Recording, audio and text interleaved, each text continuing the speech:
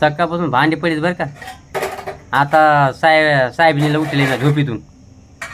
उठा उठा म्हणलं साहेबी, ते तुमच्या नावाची ती भांडे पडत तिथं, ते जरा काढा घासून. हा एवढा आळसपणा नाही बाई हो. शेंबूडच फुसफुस परेशानी, नाकाला शेंबूड बी नाही.